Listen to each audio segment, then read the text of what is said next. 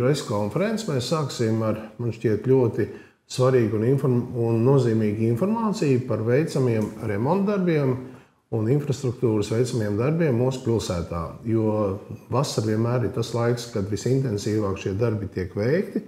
Un patiesībā tie objekti ir diezgan daudz. Un vislabāk, protams, par viņiem mācēs pastāstīt Andris Kaustnieks. Tā kā dosim Andrim vārdu. Lūdzu, Andri. Jā, labdien!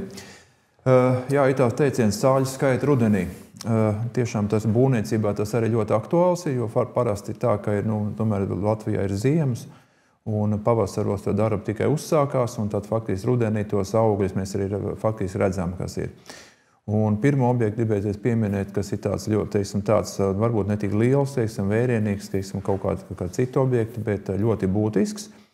Tas ir koku stādīšana Jūras ielā. Kā jūs zināt, Eiropa ir uzņēmusi tādu zaļo kursu jau vairāku gadu garumā, un arī turpmākos gados būs piešķirt finansējumu šādiem zaļiem kursiem. Un tur, protams, ir visādas ēkas siltināšanas paredzēts un apgaismoja maiņas, kas ir no ātrija uz ledu var pāriet, un cits energoefektivitātes lietas var atbalstīts. Bet šis projekts ir diezgan unikāls ar to, ka ir tāda zaļā infrastruktūra, kas ir zaļai ilgtspējīga, un šai projektā mēs iestartējām tiešām ar 2 objektiem. Tātad kompleksu izveidojām, tur būs meliorācijas grāvs izveidots Kurzemes 83, tas ir Maurciemā, 3,2 km garumā, jo tā ir pārmitrināta teritorija, un tas iegūst gan no privāta apbūves, gan rūpnieciskās apbūves, arī tālāk tas attīstīties. Bet tas būtiskākais, ko jūs pieskarties, tas ir tieši tie jauno koku stādīšana Jūras ielā, no Ganību ielas līdz Katoļu ielai, kur kopā iestādīs tik 43 koki. Un tieši tā koka iestādīšanās tehnoloģija, tā ir tā ļoti interesanta, jo viņi iestādīti tiek kasetēs. Tātad, bet interesanti tālāk varbūt nākšo slaidiņā. Jā, tas arī šeit tās unikāla lieta, ka projekts tika iesniegts pagājušā gada 31. oktobrī un atbalstīs tikai šī gada 25. jūlijā. Kad jūs paskatieties pēc tiem termiņiem, tas nozīmē apmēram 9 mēnešus ministrijas vērtē, kas nozīmē, kā strādā mūsu birokrātijas sistēma. Tas ir tāds unikāls gadījums, varbūt, jo tik ilgi mums tiešām projektu nav vērtēt, bet labi, rezultāts ir un ejam uz priekšu tālāk. Jā, tādā projekta kopīgās izmaksas mums ir 642 000. No tām, kā pieminētā meliorācija, tur bija Maurciemā 195, koku stādīšana 318 000, un tur plus PVN, protams, nāk klāt, jo būvniecība mēs pašmaksājam PVN un būvuzraudzību. Jā, tālāk. Jā, un tad tas koku stādīšanās tā tehnoloģija, kā jūs redzat šeit attēlos, tā ir liela, ļoti liela kasete, tāda, var teikt, plasmas konstrukcijas, kas var uzņemt slodzi. Kā jūs redzat, tur tas zaļās un pelēkās tās caurules, kas tiek samontēts, un tās baltās caurules, tas ir ūdens laistišanai un gaiss, lai pienāk saknēs. Un tāda liela kasete, tā aizņem apmēram 6 līdz 8 kubikmetri. Ja līdz šim mēs stādīju kokus iestādām, piemēram, kā mēs talkā stādīju tādā kamolā, kas apmēram ir tur kāda 80 cm, varbūt liels, iestādi, un tas saknes, kā tas koks var attīstās tajā gruntī tālāk, tur nedaudz uzlabot, varbūt tas ap 1,20 m tāda bedra mums ir, bet tas šeit jūs redzat kādi 6 līdz 8 kubikmetri, un tai saknē būs ļoti liels tas lauks, kur izplēsties, lai koks normāli attīstīties. Ja līdz šim, bija ielā, tagad tālāk, jā, te ir tas darba process, kā ir cilvēks strādā, protams, apgrūtināts ir tas darba process, ka tā ir Jūras iela, un tā ir diezgan augsta satiksmes intensitāte, bet, kā redzat, cilvēki tur strādā, teritorija norobežot ir, un montē tās kasetes kopā tāda Lego klucīšas. Ja. Apmēram vienā dienā viena tāda kasete var samontēt. Tikai tas ir darbietilgs process un tad seguma atjaunošana tālāk. Jā, tātad kopumā mēs no tā Jūras iela nozāģējām 20 kokus. Tur bija ekspertu vērtējums. Tas nebija tā, ka mēs iedomājām zāģēt kur katru, jo tie koki ir stādīti diezgan pasen bija, un tur gan ir ar tādiem cauriem, dobumiem, gan aplausti kaut kur avārijas gadījumos. No kopumā tur bija 7 bīstami un bojā tie koki, tātad mēs ap 20 kokiem nozāģējam, bet kopā iestādām 43 kokus. Un tie būs tā tālāk. Jā, un te arī tā redz, ka tā mākslīgā laistīšana tieši kā tiek iebūvētas arī tie visai kasetēs. Jā, un tas ūdens tiek paņemts no māju jumtiem. Ielas gūlīs nevar pieslēgt, jo ielu mēs ziemā laistām ar saulsūdeni, tas nebūtu labi uz kokiem nonākt. Bet līdz šim tā tehnoloģija bija, ka nonāca saulsūdens uz kokiem. Tagad faktiski mēs pieslēdzam klāt pie no māju noteikti caurulēm tās kasetes. Un tad tas koks faktiski tā kasete, tur ir tas caurulis, kas ūdens uzkrājās, tā drenāžas caurulīt, un tad tas kubikmetrs laistās, tā zona, tā tālāk. Jā, un darbs veids laboratorijas kombināts, un līdz oktobra beigām darbi būs pabeigti. Un nepieminiet, tās ir parasti, kas iestādīs, tās ir parastās skabārži, kas faktiski tādas piramidālas formas veidojās, ka viņi nebūs lieli vainagi, viņi būs tāds, koks diezgan augsts, bet vainags apmēram kaut kā 2 metri tāds plats un tāds kāds 6-7 metri augstumā. Tā kā, iedot, tas būtu noteikti jauns akcents jūras ielā. Un jau pateicoties šai unikāla tehnoloģijā, Latvijā tāda ir pielietot Rīgā, vienā vietā ir Krasmalā, bet tagad mums tiks jāsagatavo bija nākošos periodu, tādi projekti, un iesniedz bija ministrijā, un viņi arī atbalstīja, ka šāda tehnoloģija varētu pielietot arī nākotnē, un faktiski uz šādām tehnoloģijām varētu vērst arī cits pilsētas. Ja?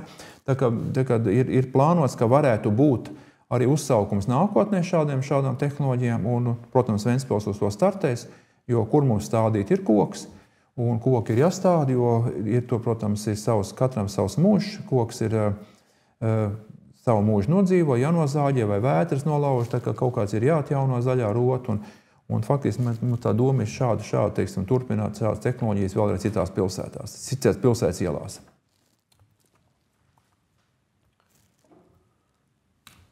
Par citiem darbiem? Jā, par citiem darbiem. Jā, kā es teicu, objekti ļoti daudz pašlaik, un bija varbūt brīži, bija nedaudz klusums, ko mēs varbūt apzināti nedaudz, tā ieturējām pirms pilsētas svētkiem, lai, nebūtu tās neērtības, jā, un pašlaik tiek noteikti tāds intensīvs noslēguma fāzes darbi.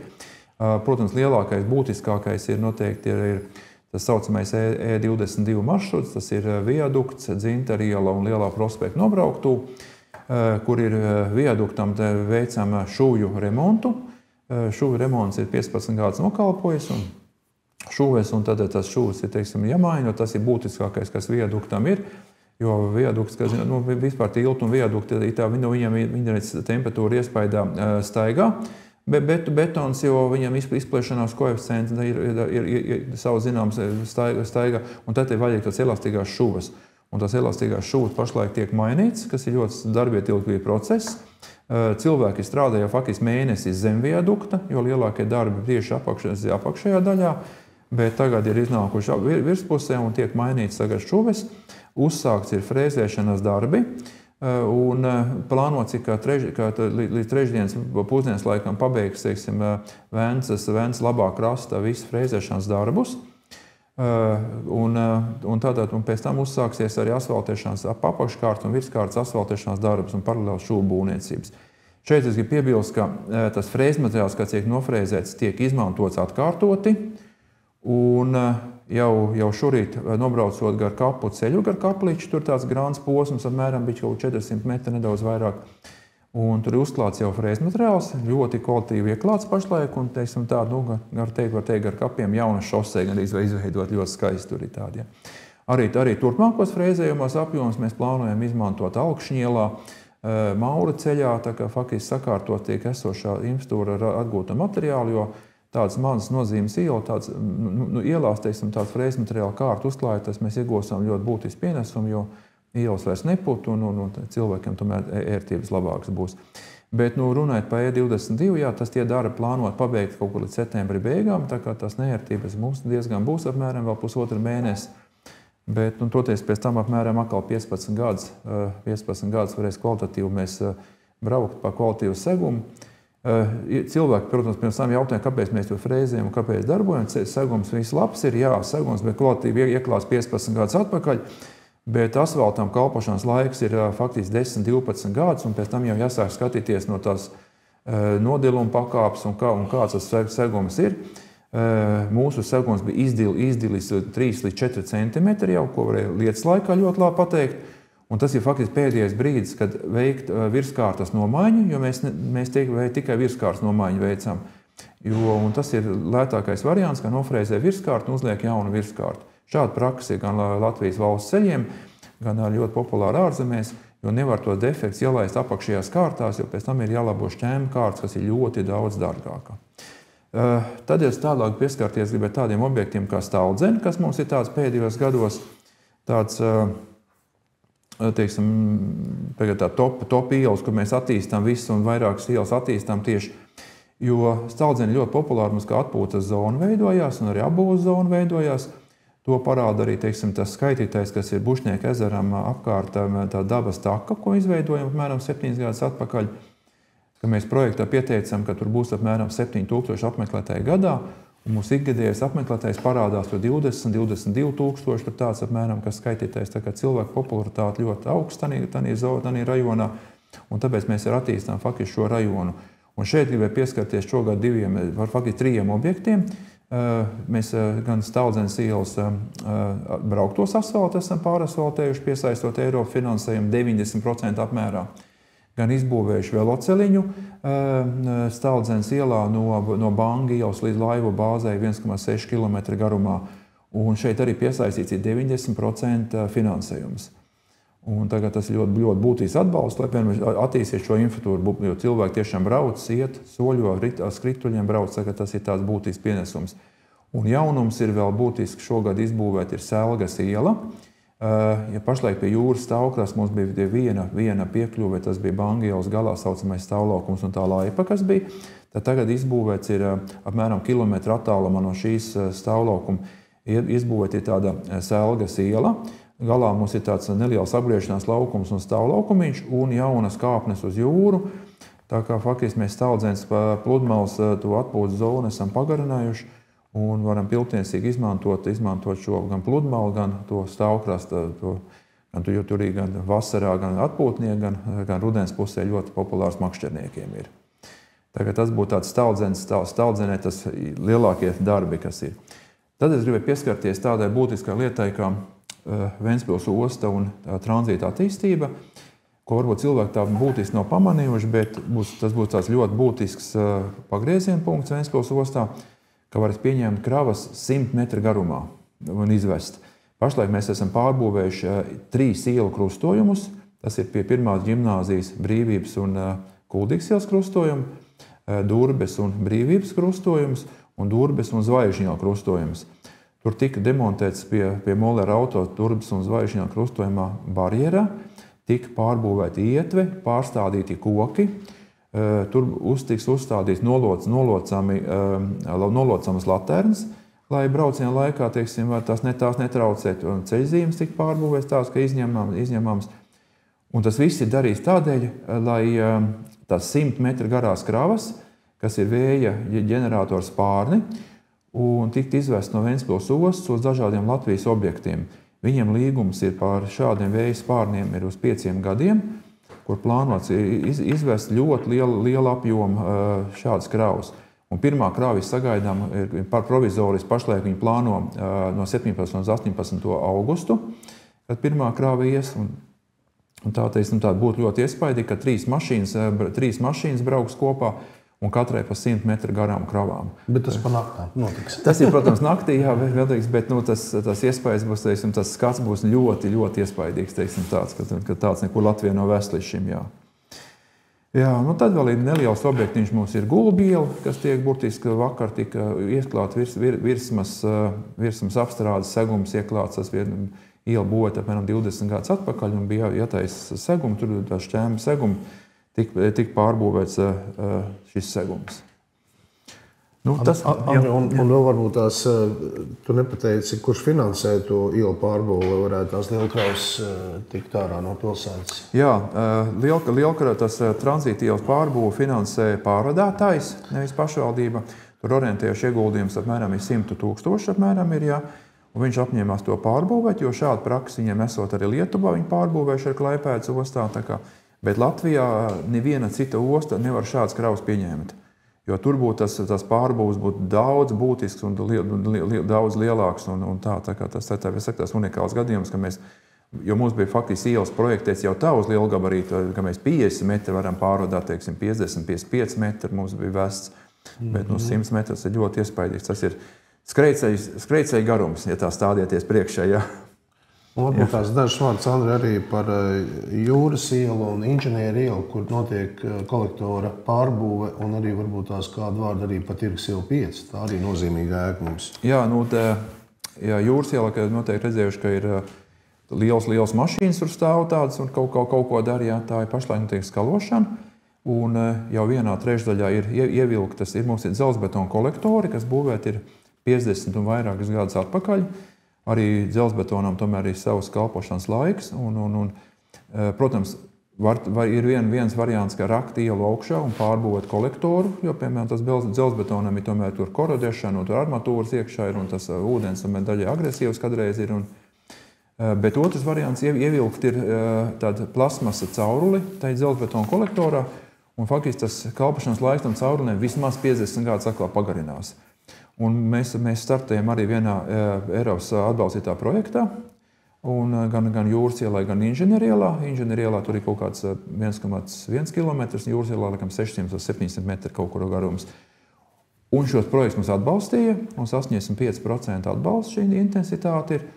Un jau Inženieru ielā, ja ir pabeigts, teiksim, kolektors pilnībā un tik akas remontējam, tad Jūras ielā saka, ja viena trešdaļa apmēram pabeigts, un līdz mēneša beigām pabeigsim pilnībā to kolektoru oderētas, tā saucamās, pārbūvēsim akas, sakārtosim, un kas būtīs autovadītājiem ir, ja tur pirms tam cilvēks sūdzies, ka tur ir tās grabošās akas, ko vienmēr visās, gan Ventspilī mocās, gan visā Latvijā, teiksim, tā ir tāda problēma, tad mēs liekam tagad tādas dzelzbetona, ar betonu pildītās tādas akas, tādas smagā tipa saucamās, tādas ir 40 un vairāk tonnas. Un tas viennozīmīgi izslēgs to grabēšanu, tā kā mēs arī sakārtos faktiski to ielas, to braucamos zaļas, tas uzlabots būs, jā. Un tad jau, kā Jāgot pieminēja, kas ir ļoti būtisks arī pilsētai, tā ir Tirgus iela 5 ēka. Liekas, varbūt neliela ēka, koka ēka, jā. Bet tā ēka ir ļoti unikāla ar to, ka viņa ir viena no vecākajām Ventspiles ēkām. Koka ēka tā ir. Būvēta ir aptuveni 300 gadus atpakaļ. Tur pašlaik ir strīds par to izbūves gadu.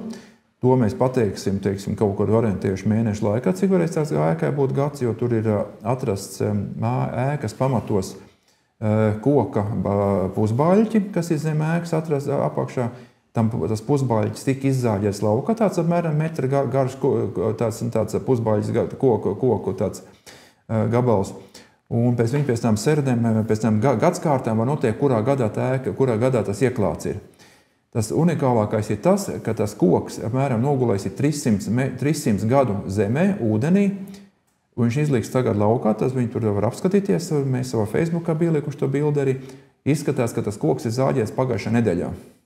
Apmēram tāds stāvoklis tam kokam, bet tas tātad dendrologi speciāli tur pateiks, tur ir tās ēkas varēs, ka tas koks ir konkrēti, nevis ēka būvēt, bet ka tas koks ir nozāģēts visticamāk, to viņu pateikt, bet visticamāk, kad ir zāģēt, tad arī izmantoja pēc praktiskās puses. Tagad tā ir tāda unikāla lieta. Otra lieta ir unikāla tas, ka mūsu profesors Armāns Vijops veic arheoloģiskos izrakumus šai mājā. Un, protams, kā vienmēr atrod kaut kādas, tur lauskas un kaut kādas nelielas tāds sīkumiņš, tad pagājušajā nedēļā atrast tāds unikāla lieta, ka bija 9 sudraba monētas, kas ir 16. gadsimta beigas, 17. gadsimta sākums. Tātad arī tas ir 300 gadu vecs monētiņš sudraba. Jā, par tām vēl nav tiks izpējas, bet diezgan labā stāvoklī ir, un tas tāds interesants gadījums. Tad mēs atradām, nojaucot tās sienu apdaru, atradām 1896. gada katalogu, petroliju lampu katalogu. Tāda avīzes veidā, krāsaina avīze, ļoti labi saglabājusies. Tur apmēram 120 petrolija lampas ir iekšā tas ir katalogā, un tas tika atdot muzejam un kaut kur izstādīts. Jā. Un, protams, atradām vienu arī grīdā noslēpts bija suns. Bet suns bija tāds maketa veidā. Viņš tā kā iebalzamēts, un to jaunais nomnieks saka, viņš kaut kur izstādīs. Tas būs pārsteigums jau. Bet suns tiešām skaists, tur tāds rasts pacelt augšā, uz kājām stāv. Tās nelielas apmēram 60-70 cm liels tās unikāla lieta. Bet pat ēka, pieskaroties būvniecībai, ēka tika, kā jau viņa bija kadreiz būvēta kā noliktava, tad viņa pārbūvēta apmēram bija kaut kur kāds 150 gadus atpakaļ kā dzīvojamā māja. Un, tur ir, protams, daudz pārbūves bijuši, bet viņi kā koka ēka būvēt, un tad tur ir ķieģeļu mūri tika pielietot. Tie tagad visi nojaukt ķieģeļu mūri un atstāt tikai koka oriģinālās daļas. Un koku atsedzot arī sienas un griestus, tur ir tāds vārds unikāls, bet tiešām unikāli gan aiznojumi, gan griestiem, gan sienām, gan grīdai. Un tādu ornamentu uz grīdām bija zīmēta tāda speciāla, un arī sijām bija apzīmēts tāds vīnogu ķeka, arī tāds. Tagad par to vecumu arī pašlaik vēl tā notiek izpēja, bet tur attiec tie zīmējumi, katrā ziņā tie kaut kur 150 gadus atpakaļ zīmēt apmēram visi ir. Un ēka, protams, laika zobs ir ņēmis savus, un ēka nedaudz nosēdusies. Un šai nedēļas nogalē ir sāks plānot ēku pacelt. Tā kā būs tāda ļoti interesanta lieta, jo ēka apmēram pa 40 centimetriem būs augstāka nekā viņa pašlaik ir. Viņa donkratiem tur ir uzlikt tāpēc tāds ārpusē, varbūt redzam, tāds koks sastatnes ir un tāds saites. Un to ēka apmēram 40 centimetriem pacels uz augšu, un tā būs tās oriģinālais izskats viņai. Jo pašlaik tie griezta augstums ir tāds apmēram 2 metri kaut kur, un tagad tās griezta augstums būs apmēram 2,41 stāvā, lai tās būtu pilntiesīgs nomas telpas. Un tā ēka tik pilnīgs iegūt jauns skats, ka viņi pacels, tad notiks, protams, tālāk protezēšana koku, kas ir tur daudzās vietās ir degusi tā ēka 2 vietās, un tur ir savs, protams, laika zobs paņēmis, bet ēka tiks atjaunota. Tagad tāds ļoti interesants, vēlreiz atkārtot unikāls projekts.